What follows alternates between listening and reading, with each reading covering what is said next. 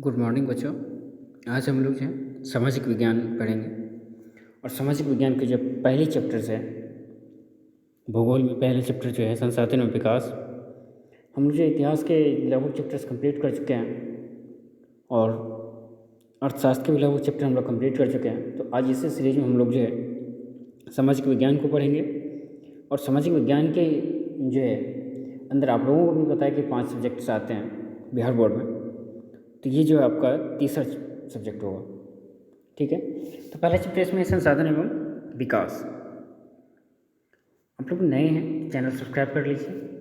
Video अच्छी लगे तो आप लोग कमेंट्स अपना ज़रूर दीजिए और अपने दोस्तों के बीच में शेयर कीजिए ज़्यादा से ज़्यादा, जिसको बेनिफिट्स मिल पाएँ।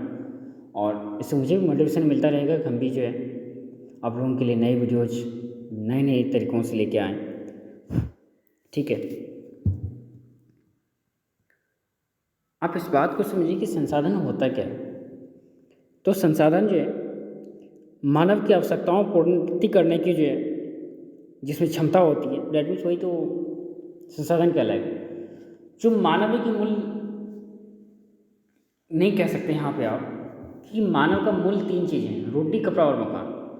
यहाँ पे मानव की जो है आवश्यकताओं को पूर्ति करने की क्षमता रखता है, ठीक है। अब उसमें क्या होता है, जब मानव की आवश्यकता जैसे संसाधन है, जैसे बालू है, बालू को जब प्रौद्योगिकी मतलब इंडस्ट्री के तो प्रौद्योगिकी टेक्नोलॉजी के द्वारा उसको जो है निकाला जाता है, टेक्नोलॉजी के द्वारा निकालने के बाद जो उसका उपयोग किया जाता है, लेट में संसाधन। तो हम लोग संसाधन की जो है एक बार देख लेते हैं। हम लोग संसाधन चैप्टर्स पढ़ेंगे तो इसमें थोड़ा सा हम लोग को अच्छे से डिस्कस करना है कि सबसे पहले संसाधन होता क्या है। तो हमने बताया कि संसाधन जो है मानव आवश्यकताओं को पूर्ति करने की क्षमता रखता है, या वह प्राकृतिक संसाधन जो मानव की आवश्यकताओं को पूर्ति करने की क्षमता रखता है, उसे हम लोग साधन कहते हैं। संसाधन जो है मुख्यतः 4 प्रकार के होते हैं: उत्पत्ति के आधार पर, संप्रेता के आधार पर, स्वामित्व के आधार पर, विकास के आधार पर, ठीक है। हम लोग पहला जो देखेंगे इसमें हम लोग उत्पत्ति के आधार पर देखेंगे। उत्पत्ति के आधार पर जो संसाधन का वर्गीकरण कितने भागों में होता है पहले देख लेते हैं। उत्पत्ति के आधार पर संसाधन का वर्गीकरण 2 भाग में किया जाता है, जैव संसाधन और अजैव संसाधन। गलती से यहाँ पे जो है जैव ही 2 बार हो गया, अजैव संसाधन होगा। ऐसे संसाधन जो जीव मंडल से प्राप्त होते हैं, जिनमें जीव होते हैं, वो जैव संसाधन कहलाते हैं। ऐसी बात समझिए कि वह जिसको हम लोग क्लास 4, 5, 6 में जो लिविंग थिंग पढ़ते हैं, सजीव वस्तु, वो सारे सजीव वस्तु जो है वो जो है हमें जैव संसाधन में प्राप्त होंगे। जैसे उदाहरण के तौर पर अगर देखें, मनुष्य, घोड़ा, गाड़ी, मतलब जितनी भी चीज़ें, घोड़ा, गाड़ी, जितने भी वस्तु हैं जो सजीव हैं, डेट मीन्स वो जैव संसाधन है। अजैव संसाधन वे संसाधन जो निर्जीव वस्तुओं से बने होते हैं, वो अजैव संसाधन कहलाते हैं। जिससे चट्टान, धातु, ये सब क्या है, ये सारे के सारे जो है अजैव संसाधन है। अब जो है हम लोग संसाधन को जो है संप्रेता के आधार पर जो वर्गीकरण करेंगे, संप्रेता के आधार पर भी संसाधन का वर्गीकरण 2 भागों में किया जाएगा। पहला नवीकरणीय संसाधन और दूसरा अनवीकरणीय संसाधन। वे संसाधन जिन्हें भौतिक, रासायनिक एवं यांत्रिक प्रक्रियाओं के द्वारा पुनः प्राप्त किया जा सकता है या पुनः बनाए जा सकते हैं, वह नवीकरणीय संसाधन कहलाएगा। जैसे पानी से आप जो है बिजली बनाया जाता है, फिर से पानी का उपयोग कर सकते हैं। जैसे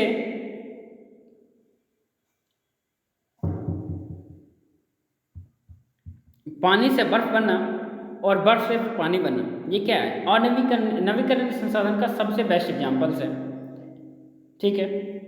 और अनवीकरणीय संसाधन क्या होता है, कहता है अनवीकरणीय संसाधन वे संसाधन जिन्हें एक बार उपयोग लाने के बाद पुनः उपयोग में नहीं लाया जा सकता है। इसका निर्माण विकास एवं लंबे वैज्ञानिक अंतराल के बाद हुआ अनवीकरणीय संसाधन कहलाते हैं। देखिए, अनवीकरणीय संसाधन ऐसे संसाधन है जिसका जो एक बार में विकास नहीं हुआ, इसको बनने में लाखों वर्षों लग गए हैं, ठीक है।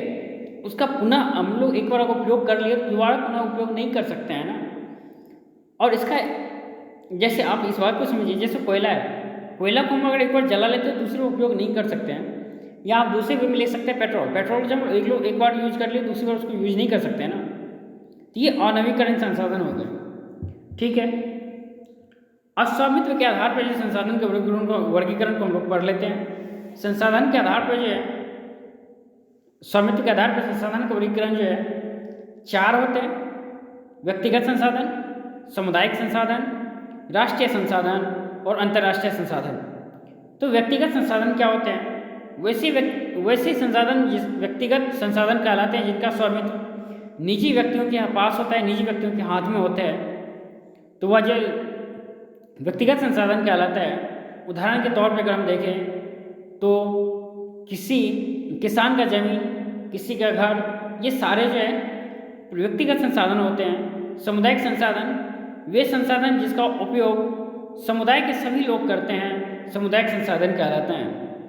ठीक है, जैसे सामुदायिक कुआं, सामुदायिक अस्पताल, सामुदायिक स्कूल, ये सारे क्या हैं? ये सारे जो है सामुदायिक संसाधन कहलाते हैं, जिनमें जो है किसी भी प्रकार का रोक टोक नहीं रखा जाता है, हर कोई जा सकता है, हर कोई आ सकता है। जैसे मंदिर, शिवाला, मस्जिद, जैसे मंदिर और मस्जिद में 2 बात आती है कि सर मंदिर तो मुस्लिम जाते हैं, मतलब मंदिर तो हिंदू जाते हैं और मुस्लिम मस्जिद जाते हैं, बट ऐसा हमने देखा है अपने ऑब्जर्वेशन से। मैं अपनी लाइफ में जहाँ जहाँ रहा हूँ तो वहाँ पर मैंने एक चीज़ देखा है कि मंदिर भी मुस्लिम जाते हैं और मस्जिद भी हिंदू जाते हैं, बट कुछ जो है राजनीतिक परिप्रेक्ष्य कह सकते हैं या दृष्टिकोण की वजह से जो है हमारे समाज में जो है विभिन्नताएँ आ रही है। लेकिन ये आप कह सकते हैं कि हमारे समाज में जो है ये कुप्रथाएँ या दूसरे वे में आप कह सकते हैं कि जो दंगाओं के इतिहास है ये सिर्फ आज की नहीं है, ये जो है हमारे पूर्वजों के दौर से चलता आ रहा है। ठीक है, राष्ट्रीय संसाधन किसी भी प्रकार का संसाधन जो राष्ट्र के भौगोलिक सीमा के अंदर मौजूद होता है वह राष्ट्रीय संसाधन कहलाता है। इस बात को समझिए। ठीक है, अंतर्राष्ट्रीय संसाधन तटरेखा से 200 मील से परे महासागरीय संसाधन पर किसी देश का अधिकार नहीं होता है, वह अंतर्राष्ट्रीय संसाधन की निगरानी में होता है। 200 मील के बाद का जो एरिया होता है वो बीच वाला एरिया, वो जो अंतर्राष्ट्रीय संसाधन होता है, उस पर किसी देश का अधिकार नहीं होता, बल्कि अंतर्राष्ट्रीय संगठन जैसे यूएनओ का उस पर अधिकार होता है। विकास के आधार पर जो है संसाधन के जो वर्गीकरण अगर करेंगे तो विकास के आधार पर संसाधन के 4 भाग हैं। संभावित संसाधन वे संसाधन जो किसी प्रदेश में विद्यमान है, मौजूद है, परंतु उसका उपयोग नहीं किया जा रहा है, संभावित संसाधन कहलाते हैं। जैसे ये मधुपुरा में जो तेल शोधक कारखाना खुले जा सकते हैं, लेकिन तेल उपलब्ध है बट काफ़ी कम मात्रा में, तो इसका जो है भविष्य में उपयोग किया जा सकता है।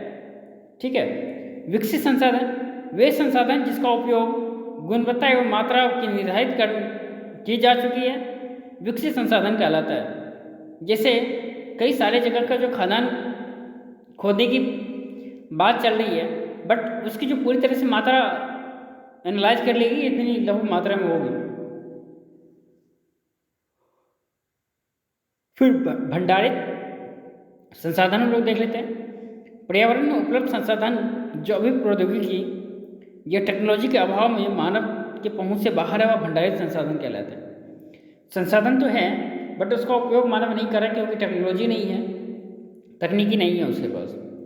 संचित संसाधन वे संसाधन जिन्हें अभी तकनीक ज्ञान का उपयोग कर प्रयोग में लाया जा सकता है, परंतु इसका उपयोग अभी आरंभ नहीं हुआ संचित संसाधन कहलाता है। संसाधन के विकास को हम लोग देख लेते हैं। मानव अस्तित्व संसाधन के लिए महत्वपूर्ण है। ऐसा विश्वास किया जाता है कि संसाधन प्रकृति का देन है, इसलिए मानव के द्वारा इसका अंधाधुंध उपयोग किया गया, जिसके फलस्वरूप निम्नलिखित में से मुख्य समस्याएं पैदा हुई। कुछ व्यक्तियों के लालचवश संसाधनों का ह्रास हो रहा है और संसाधन के कुछ लोगों के हाथ में आ गए हैं, जो सामाजिक हिस्से को 2 हिस्से संसाधन संपन्न और संसाधनहीन अमीर और गरीब में बांटा गया है। संसाधन के अंधाधुंध शोषण और वैश्विक परिस्थितियों में संकट पैदा हो गए, जैसे भूमंडलीय तापन, ओजोन परत अवक्षय, पर्यावरण प्रदूषण, भूमि निम्नीकरण आदि प्रमुख हैं। मानव की गुणवत्ता और वैश्विक शांति के लिए समाज में संसाधन का न्यायसंगत बंटवारा हो गया है। ठीक है, सतत पोषीय विकास से आप क्या समझते हैं? सतत पोषीय विकास क्या होता है? संसाधन का एक ऐसा विवेकपूर्ण प्रयोग ताकि न केवल वर्तमान पीढ़ी अपितु भावी पीढ़ियों की आवश्यकताओं की भी पूरी होती है, सतत पोषीय विकास कहलाता है। एजेंडा 21 से आप क्या समझते हैं? एजेंडा 21 1992 में ब्राज़ील के शहर रियो डी जेनेरो नामक संयुक्त राष्ट्र पर्यावरण और विकास सम्मेलन का तत्वावधान में राष्ट्राध्यक्षों के द्वारा एजेंडा 21 पारित किया गया। एजेंडा 21 पारित करने का उद्देश्य जो था वो जिसका समान हित, पारंपरिक आवश्यकताओं, समृद्ध जिम्मेदारियों के अनुसार विश्व सहयोग के द्वारा पर्यावरण क्षति एवं गरीबी रोगों का निपटाना प्रमुख उद्देश्य था। संसाधन के नियोजन ऐसे उपयोग एवं तकनीक जिसके द्वारा संसाधन का उचित प्रयोग सुनिश्चित किया जा सकता है, संसाधन नियोजन कहलाता है। संसाधन की मदद से समुचित विकास करने के लिए यह जरूरी है कि यह योजना बनाते समय टेक्नोलॉजी, कौशल, संस्थागत बातों को ध्यान रखा जाए। प्रथम पंचवर्षीय योजना में संसाधन के नियोजन का प्रमुख लक्ष्य रहा। भारत में संसाधन नियोजन के प्रमुख बिंदु निम्नलिखित हैं। पूरे भारत में प्रदेश संसाधनों की पहचान कर तालिका बनाया जाना, उपयुक्त कौशल, टेक्नोलॉजी, संस्थागत ढांचा का इस्तेमाल करते हुए नियोजन का ढांचा तैयार किया जाना, संसाधन नियोजन एवं नियोजन के सही तालमेल बैठाना, संसाधन संरक्षण, उचित प्रबंधन और जल, भूमि, वनस्पति एवं मृदा का इस प्रकार से उपयोग किया जाना कि भावी पीढ़ी की जरूरतों का ख्याल भी रखा जाए। ठीक है, कल हम लोग पढ़ेंगे भूमि संसाधन को। ठीक है, थैंक यू सो मच।